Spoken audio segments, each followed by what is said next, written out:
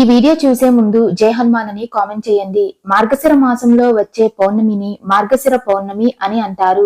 December 15వ తేదీ ఆదివారం రోజు ఎంతో శక్తివంతమైన పౌర్ణమి తిథి ఏర్పడింది. అయితే ఈ నెలలో వచ్చే పౌర్ణమి చాలా విశిష్టమైనది. ఎందుకంటే ఈ సంవత్సరంలో ఇదే చివరి పౌర్ణమి. ఇంతటి శక్తివంతమైన పౌర్ణమి రోజున రవి మృగ యోగం ఏర్పడనుంది. జ్యోతిష్య శాస్త్రం ప్రకారం ఈ యోగం అత్యంత శుభప్రదమైనది. పౌర్ణమితో కలిసొచ్చే రవి మృగ యోగం రోజున లక్ష్మీదేవిని పూజిస్తే మీకు అపారమైన ధన ప్రాప్తి కలుగుతుంది. అలాగే మీకు అష్టైశ్వర్యాలు చేకూరుతాయి. ఈ రోజున చేసే పూజలకు పరిహారాలకు కోటి జన్మల పుణ్యఫలం లభిస్తుంది.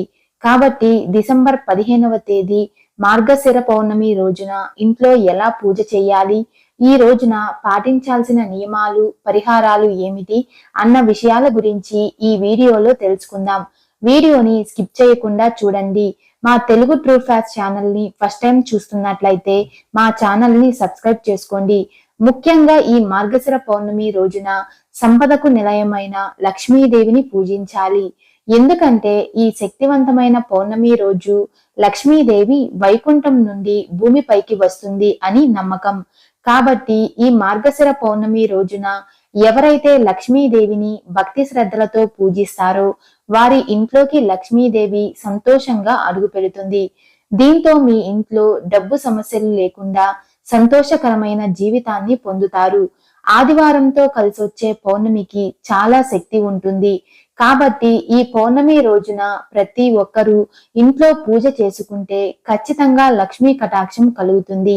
డిసెంబర్ 15 ఆదివారం రోజు స్త్రీలు ఉదయాన్నే నిద్రలేచి తలస్నానం చేసి ఇల్లంతా శుభ్రం చేసుకుని ఇంట్లో పూజ చేసుకోవాలి. ముఖ్యంగా ఈ పౌర్ణమి రోజున మీ ఇంటి గడపలకు పసుపు రాసి కుంకుమ బొట్లు పెట్టి అలంకరించుకోవాలి. ఇలా చేస్తే లక్ష్మీదేవి మీ ఇంట్లో తిష్ట వేసుకుని కూర్చుంటుంది. ఈ పౌర్ణమి రోజున ఏ స్త్రీ అయితే ఇంటి గడపలకు పసుపు రాసి కుంకుమ బొట్లు పెడుతుందో అలాంటి స్త్రీలకి నిండు సౌభాగ్యం లభిస్తుంది. అంతేకాకుండా మీ ఇంటి ఆదాయం కూడా పెరుగుతుంది. తరువాత మీ పూజ గది ముందు బియ్యం పిండితో అష్టదళ ముగ్గు వేసి లక్ష్మీ పూజను ప్రారంభించాలి.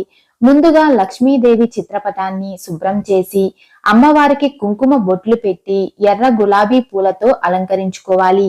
ఎర్ర గులాబీ పూలతో లక్ష్మీదేవిని పూజిస్తే అఖండ రాజయోగం వరిస్తుంది.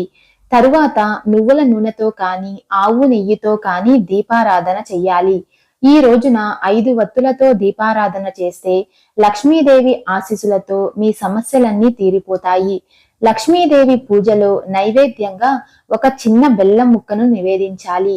చివరిగా లక్ష్మీదేవికి హారతి ఇచ్చి ధూపం సమర్పించి అమ్మవారికి నమస్కారం చేసుకోండి. ఈ విధంగా ఉదయం పూజ చేసి సాయంత్రం 6 గంటల సమయంలో ఇంటి గుమ్మం ముందు 2 దీపాలు వెలిగించాలి. ముఖ్యంగా ఈ మార్గశిర పౌర్ణమి రోజున రాత్రి సమయంలో ప్రతి ఒక్కరూ చంద్రుడిని చూడాలి. ఇలా చంద్రుడిని చూసేటప్పుడు మీ మనసులో ఏదైనా కోరిక కోరుకుంటే ఆ కోరిక ఖచ్చితంగా నెరవేరుతుంది. లక్ష్మీదేవికి అత్యంత ప్రీతికరమైన వాటిలో రాళ్ల ఉప్పు ఒకటి. కాబట్టి ఈ పౌర్ణమి రోజున రాళ్ల ఉప్పును కొనుగోలు చేసి మీ ఇంటికి తెచ్చుకుంటే ఉప్పుతో పాటు లక్ష్మీదేవి కూడా మీ ఇంటికి వస్తుంది అని నమ్మకం. అలాగే ఈ పౌర్ణమి రోజున ఒక ఎర్రటి వస్త్రం తీసుకుని అందులో కొంచెం రాళ్ల ఉప్పు వేసి మూట కట్టి ఆ మూటను మీ ఇంటి గుమ్మం ముందు కడితే మీ ఇంటికి ఉన్న నరదిష్టి మొత్తం తొలగిపోయి మీ ఇంటికి అదృష్టం వరిస్తుంది. ఈ పౌర్ణమి రోజున రాత్రి సమయంలో లక్ష్మీదేవి ఇంటి గుమ్మం ముందుకు వస్తుంది అని పురాణాల్లో చెప్పబడింది. కాబట్టి ఈ పౌర్ణమి రోజు రాత్రి నిద్రపోయే ముందు మీ ఇంటి గుమ్మం ముందు శుభ్రం చేసి అష్టదళ ముగ్గును వేయండి. అలాగే మీ ఇంటి ప్రధాన తలుపు పైన గంధంతో స్వస్తిక్ గుర్తు వేయండి. ఎవరింట్లో అయితే స్వస్తిక్ గుర్తు అష్టదళ ముగ్గు ఉంటుందో ఆ ఇంట్లో లక్ష్మీదేవి స్థిర నివాసం చేస్తుంది. ఈ పౌర్ణమి రోజున రావి చెట్టును పూజిస్తే విశేషమైన పుణ్య ఫలితం లభిస్తుంది అని పండితులు చెబుతున్నారు. రావి చెట్టులో 3 దేవతలు కొలువై ఉంటారు. కాబట్టి ఈ పౌర్ణమి రోజున ఏదైనా దేవాలయానికి వెళ్లి రావి చెట్టు కింద ఒక నెయ్యి దీపం వెలిగించి రావి చెట్టు చుట్టూ 5 ప్రదక్షిణలు చేస్తే మీరు పట్టిందల్లా బంగారం అవుతుంది.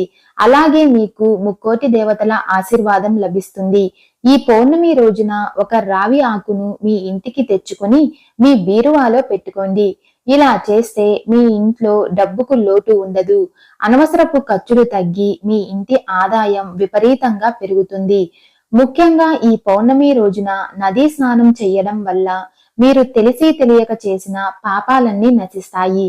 నదీ స్నానం చేయడం కుదరని వాళ్ళు మీరు స్నానం చేసే నీటిలో కొంచెం పసుపు వేసుకొని స్నానం చేయవచ్చు.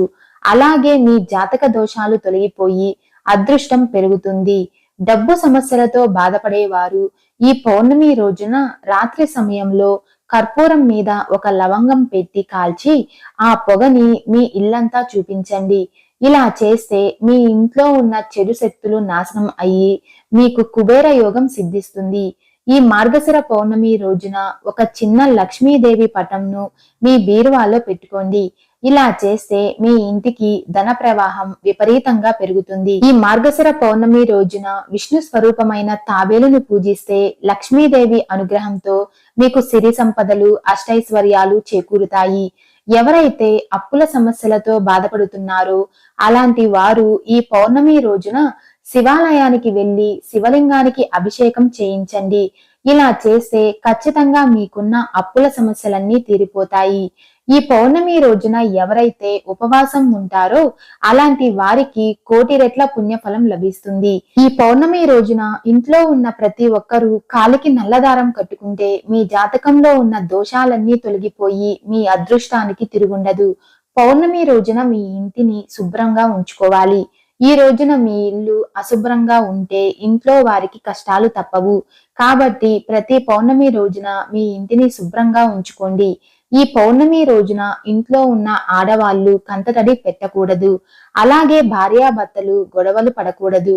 ముఖ్యంగా ఈ మార్గశిర పౌర్ణమి రోజున విష్ణు సహస్రనామాలు, గాయత్రి మంత్రాలు జపిస్తే మీకు సకల సౌభాగ్యాలు చేకూరుతాయని పండితులు చెబుతున్నారు.